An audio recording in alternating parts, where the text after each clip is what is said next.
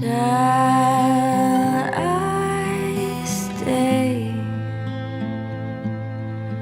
Would it be a sin if I can't help falling in love with you? Like a